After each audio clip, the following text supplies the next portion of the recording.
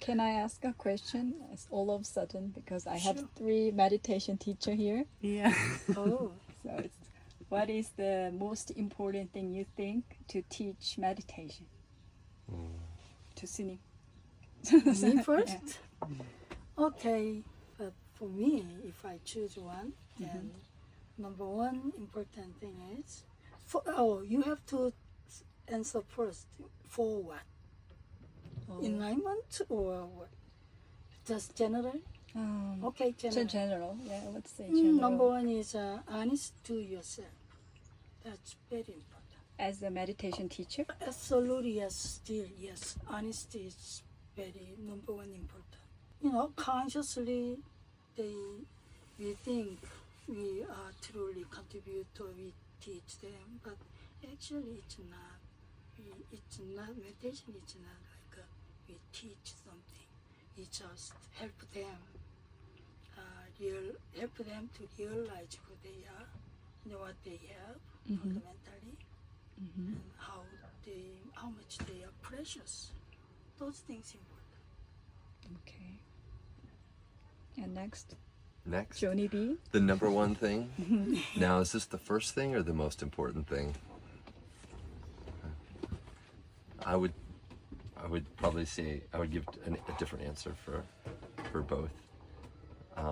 Why not the same answer? I feel. Maybe. Well, because I think if I was teaching, like the first thing, what works for me is really reflecting on just different thoughts that really turn the mind toward awakening, like recognizing the preciousness of life, thinking about that over and over again, to really kind of cultivate that attitude, kind of temper the mind and to practice, and to be excited about it, to practice with like a joyful diligence, right? Like excited to practice.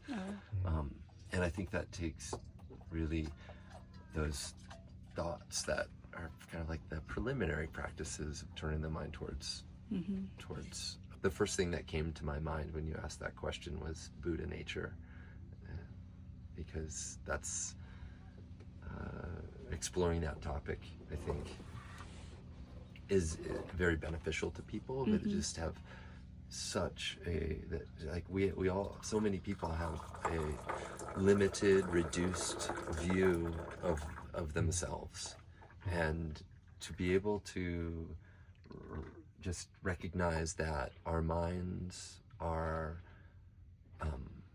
just fundamentally just spacious, right? And that can't be taken away from us, and the emotions and difficulties that we're feeling in any given moment are like these clouds passing in front of that sun or that vast sky, that enduring vast sky.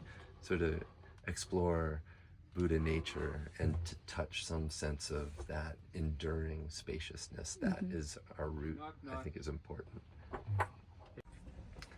So I would say for students, I think one of the most important things is letting them know that the only way to have a bad meditation is to not have one.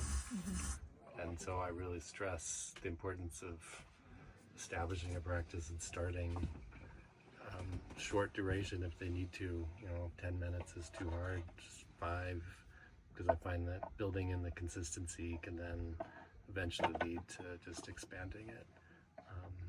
And then I think the most important thing for the teacher is just one's own practice. I think that you really can't teach effectively if you don't practice and if you're not really diligent about that. So for me, that touching into Buddha nature, touching into that spaciousness that you're talking about, like really having that connection with awareness, that's what allows for the teaching to happen. So, yeah, that's what I would say. The first answer is embodied awareness. So simply being what we are doing it for. So that we are that embodied awareness, or we are our true nature, because we have practiced and have uncovered it in ourselves first. And then just in being that essence, we exude that to all others around us. And then from that place, students are able to remove layers from themselves so that they can reveal their own true nature themselves without me having to do anything. Thank you. Thank you for the answers.